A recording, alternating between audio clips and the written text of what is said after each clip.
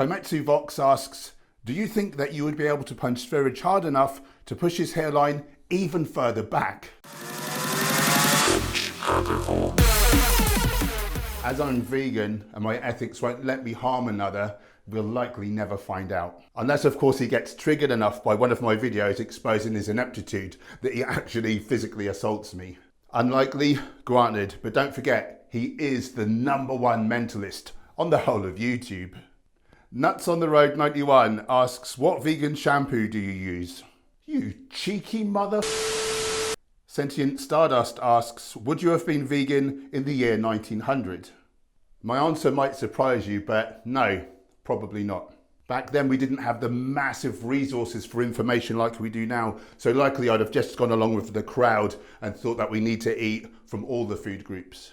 On the plus side, back then anyone eating a purely plant-based diet would not have been accused of being B12 deficient. No, we'd have to wait over 50 years for B12's discovery before we were subjected to that pleasure. Oh God. Brett Isley asks, what is your recommendation for making my taste better for my missus? Pineapple is a bit too acidic and gives me canker sores. I guess that was my fault for asking you guys for some more outrageous questions.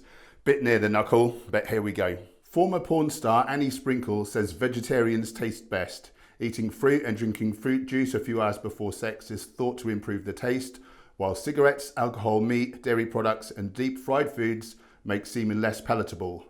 Whole foods plant-based for the win then.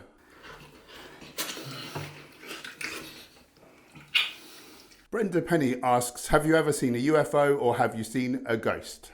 2 UFOs. The first time I was with a doorman friend, we were working a door at a sort of remote part of town. It was a Tuesday night, it was just dead. And we saw an orange orb kind of vectoring in the sky. Really hard to explain what on earth that would have been. There was no one about to sort of share it with and ask like their opinions. But the next time I saw the same thing again, and I was on the main kind of strip in Norwich City Centre. There was hundreds of people about and we all saw that same thing. So God knows what that was.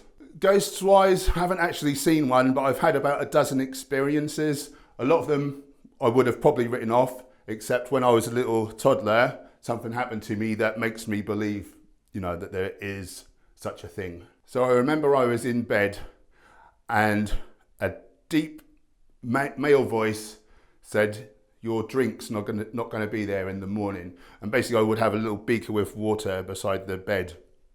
All I really remember is telling him he was stupid over and over again. I was that young that I didn't think there was anything sort of unusual about it, I guess. In the morning, I'm in the living room playing with my toy cars. My mum's gone through to make the bed and she shouted through, Paul, why have you put your beaker under your pillow?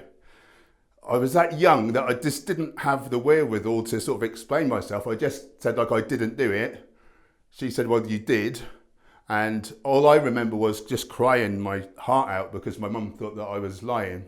Because of that sort of extreme emotional reaction from myself, I think that's why it stuck in my mind. You know, I was that young and I do wonder, like, were there more instances? As I say, I've had several other things happen to me. The maddest one was when I was working as a doorman at Icon nightclub.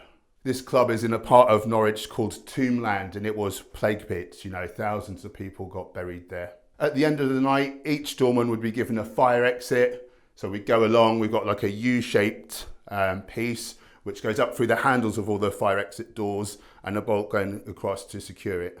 I got given the Green Mile fire exit to secure. We called it the Green Mile because it was around the time that film came out. It was a big, long, windy corridor, painted green. So I'm getting towards the door and I can hear this noise like a dog, like labouring, like sort of breathing hard.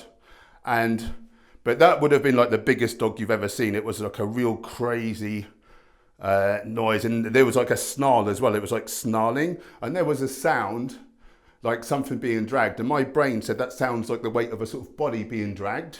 So it seemed like, you know, a dog dragging a body. But it was crazy. I'm getting chills now just thinking about it. So I told myself, oh, there must be a dog in the alleyway, you know, outside the club. But I knew full well that whatever was making that noise, I was occupying the same space as it. I just told myself that for long enough for me to bolt the door, and then I ran for my life. Just bearing in mind, I was 21.5 stone. I thought I was, you know, like a rock hard doorman. That was terrifying. Anyone who worked at that club for more than a year had a story of something bonkers happening to them. And the manager, Kathy, had been there longer than most. So I said to her one night, oh, like, you've been here a long while, you must have had some craziness happen to you. And she kind of got really defensive and snapped back, no, we had a priest in and we had I forget the word she used, might have been blessing, or it was like an exorcism, I suppose, but she used a different word. And she said, like, everything's fine now, but the way she spoke told me that wasn't the whole story. Yet another bloody vegan asks, what are your thoughts on Joe Rogan and Robert Oberst's claims about Patrik Babouman and vegan strength training in general? I actually really like Joe's personality, and his outlook on most things really resonates with me. But he's so keen that veganism be wrong that he can't look at it with an open mind like he does on virtually every other topic. I'm pretty confident that Joe considers himself a good person, but if veganism can be done perfectly healthy and can support athleticism, then he would be a bad person in his mind because of his killing and eating of animals. He moans about vegans forcing their beliefs, but then uses leading questions with this strongman to help bolster his position. The part where he quoted Dr. Armin Razlift's instead of Patrik's was particularly infuriating. Now, I think that Joe usually has integrity, but he's also a very clever guy, so I'm shocked that he would make such a silly mistake, and I do have to wonder if he was being disingenuous this time. Forest King, Your Highness, asks, hey dude, I've noticed after 8 to 9 hours of intense physical labour, I start to get tired and weak. Should I start eating fish and eggs again? Thanks. No. The best thing to do is quit such a demanding job and become a full-time vegan YouTuber.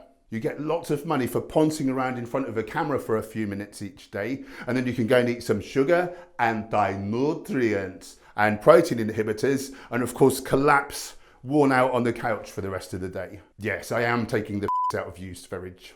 Alicia Wilson asks, how many toddlers could you fight off at once? 100 carnivore toddlers or 5 vegan ones? Rise Ash asks, how come I haven't died of a vitamin deficiency yet? Obviously, you've still got some nutrients left over from when you were eating meat. Also, is the earth flat or is that just Sverige's brain? If that dude had one more brain cell, it would be lonely. Rod Clark asks, the gain in volume of poo as a vegan versus when you ate omnivorously. Discuss at length. I'm not sure how much I was on back in the day, but nowadays I eat around 160 grams of fibre per day, which is probably several times the amount. I'd say I likely produce about 3 to 4 times the amount of stool, which is a good thing. Half the weight of this is beneficial bacteria, which means that my gut microbiome, and therefore my potential for overall health, is flourishing. The other benefit is that despite this massive increase in volume, I'm actually in the toilet a fraction of the time. I used to joke that I spent half the day cooking, eating, and then straining to get it all back out again. Sorry about that, everyone. Click this video now to ensure I stay YouTube rich and can keep spreading the evil vegan agenda.